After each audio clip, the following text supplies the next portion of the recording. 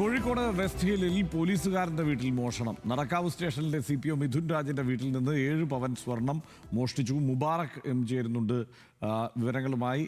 മുബാറക്, എന്താണ് വിവരങ്ങൾ?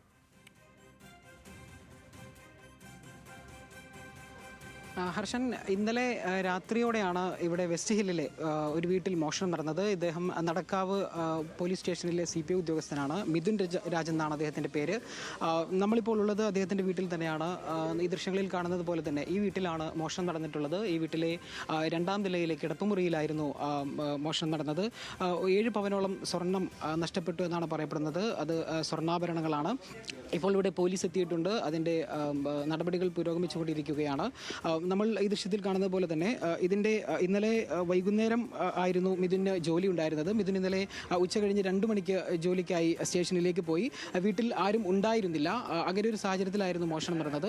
മിഥുൻ താക്കോൽ സൂക്ഷിച്ചിരുന്നത് ഈ കാണുന്ന എൻഡോർക്ക് വാഹനത്തിൻ്റെ ഈ ചവിട്ടി, ഇതിൻ്റെ ഈ ഒരു ചവിട്ടിയുടെ അടിയിലാണ് താക്കോൽ സൂക്ഷിച്ചിരുന്നത്. മോഷ്ടാവ് കൃത്യമായി അറിയുന്ന ഒരാളാണെന്ന് നമ്മൾ മനസ്സിലാക്കുന്നു. കാരണം വീട്ടിൽ നിന്ന് മിഥുൻ പോയ സമയത്ത് വീട്ടിൽ ആരും തന്നെ ഉണ്ടായിരുന്നില്ല. മാതാപിതാക്കളാവട്ടെ മിഥുൻ്റെ ഭാര്യയാവട്ടെ വീട്ടിലുണ്ടായിരുന്നില്ല.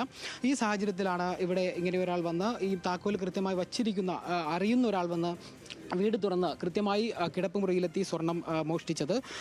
കൂടാതെ വീടിൻ്റെ മറ്റു ഭാഗങ്ങളിലും മറ്റു മുറികളിലും സ്വർണം ഉണ്ടായിരുന്നു. അതൊന്നും മോഷണം പോയിട്ടില്ല എന്നുള്ളതാണ്. കൃത്യമായി ഒരു 7 പവൻ സ്വർണ്ണാഭരണങ്ങൾ വച്ചിരുന്ന ഒരു പെട്ടിയാണ് മോഷണം പോയത് എന്നുള്ളതാണ്. ഈ നമ്മൾ പരിസരത്തുള്ളവരോടൊക്കെ ചോദിക്കുമ്പോൾ അവർ പറയുന്നത് വീടിൻ്റെ പരിസരത്തുണ്ടായിരുന്ന 41ഓളം കുടുംബങ്ങളെല്ലാവരും വിനോദയാത്രയ്ക്കായി ഇന്നലെ പോയിരുന്നു. അതാണ് മോഷ്ടാവിന് ഇങ്ങനെ ഒരു മോഷണം നടത്താൻ ഏറ്റവും സുഗമമായൊരു സമയം ലഭിച്ചത്. എന്തായാലും പോലീസ് എത്തിയിട്ടുണ്ട്. ഡോഗ് സ്ക്വാഡിൻ്റെ അടക്കം പരിശോധനകൾ പൂർത്തിയായി. പോലീസ് എന്തായാലും അന്വേഷണം ഊർജിതമാക്കിയിട്ടുണ്ട്. ഹർഷൻ, മുബാറക്കാണ് വിവരങ്ങൾ നൽകിയത്.